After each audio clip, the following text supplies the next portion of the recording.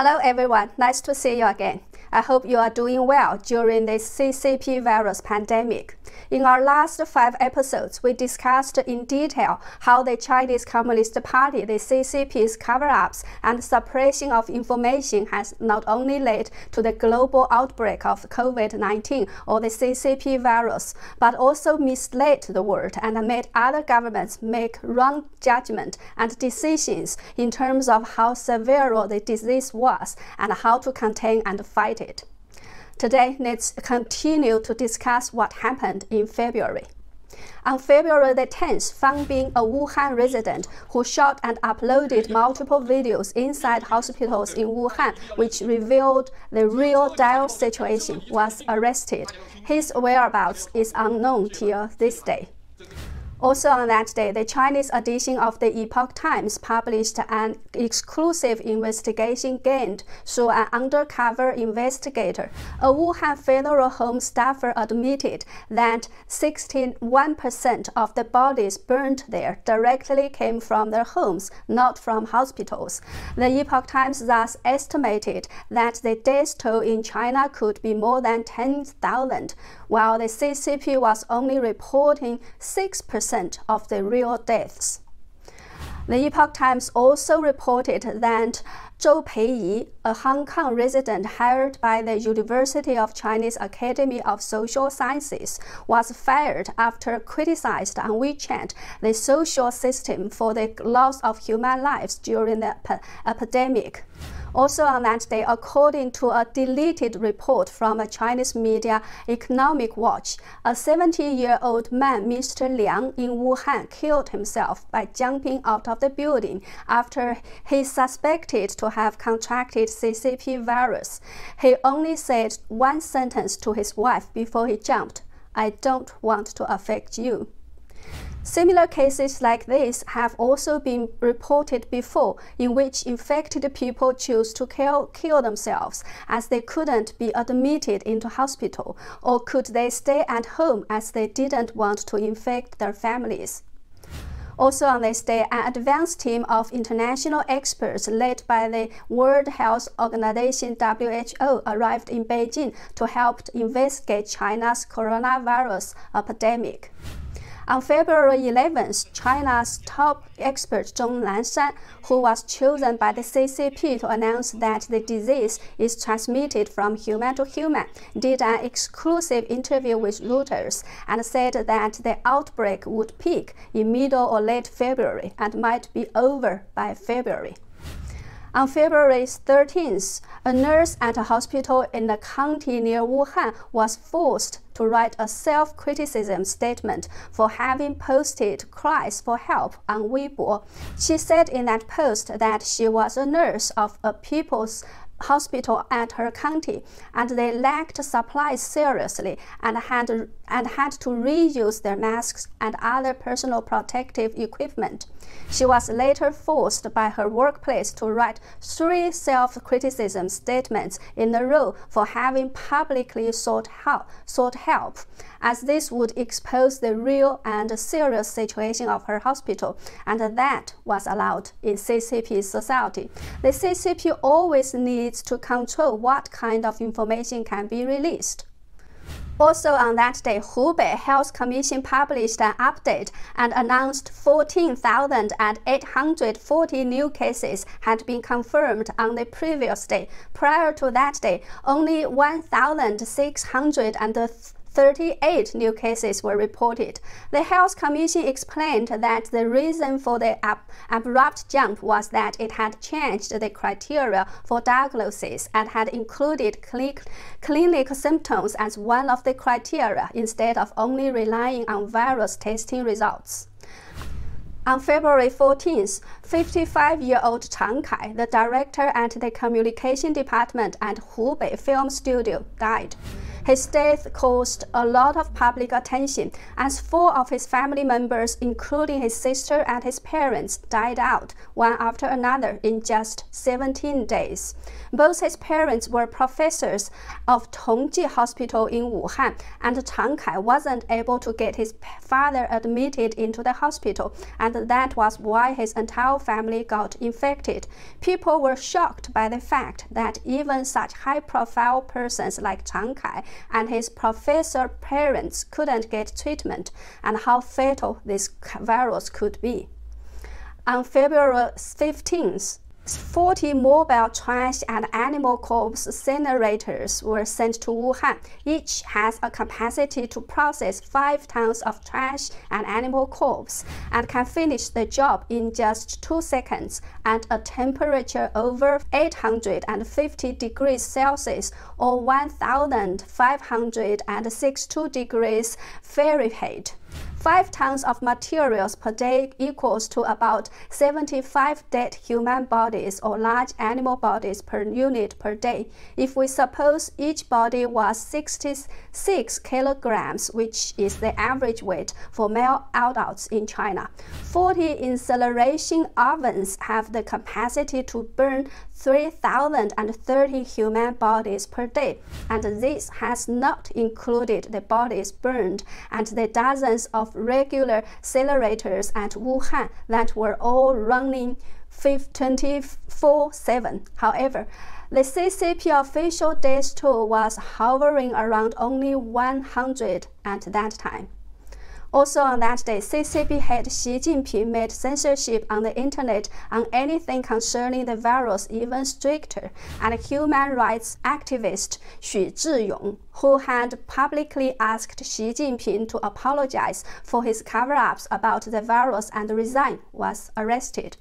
In the meantime, Chinese media Qiu Shi General published a series of things that Xi Jinping did since the outbreak, with a title, "The Responsibility That the Leader of a Great Power Shoulders, the General Secretary's Diary of Fighting the Epidemic."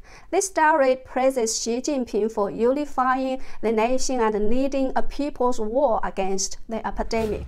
On February 16th, academic Xu Zhuangren was put under house arrest and banned from using the internet after publishing an essay claiming that the coronavirus epidemic has revealed the rotten core of Chinese governance.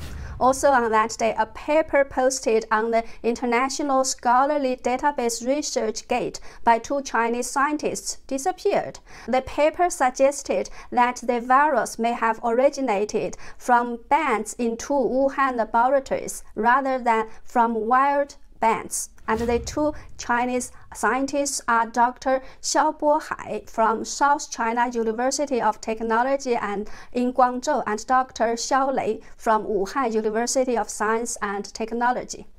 On February 17th, Wuhan Virology Institute posted a statement supposedly by Chen Quanjiao, saying that she did not use her real name to publish a post that says Wang Yanyi, the director of Wuhan Virology Institute, was responsible for the escaping of the virus.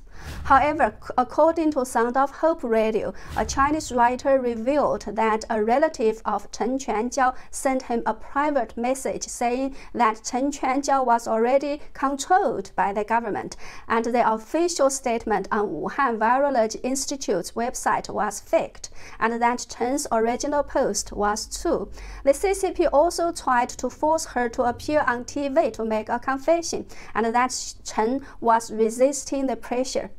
People also question if Chen Quanjiao had found out that someone else had used her name to publish false information. Why didn't she use her personal account to refute that claim, and why her so-called statement had to be published at Wuhan Virology Institute's official website?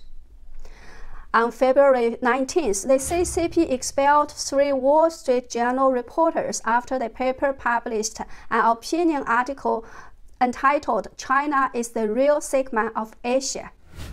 On February 21st, CCP authorities in Wuhan announced that on top of 13 Fangchang hospitals currently in use, 14 more will be added before February 25th, and the total capacity by then would be 30,000 beds. On February 23rd, according to internal secret files exclusively obtained by the Epoch Times, the Health Commission of Liaoning Province of China issued orders to local health commissions and asked them to destroy documents related to the CCP virus outbreak. Staff who had access to the data were also required to sign a letter of commitment, which stipulated that officials promised to delete relevant documents from their laptops, computers, smartphones, external drives, and so on. Furthermore, the signee will delete any screenshots and photos he or she made of the documents and will promise not to share the contents of said documents with any party. Screenshots received by the Epoch Times also show that a document with the following title is listed as deleted. Information about the close contacts of person with novel coronavirus supplied by China's Center for Disease Control and Prevention Information Center.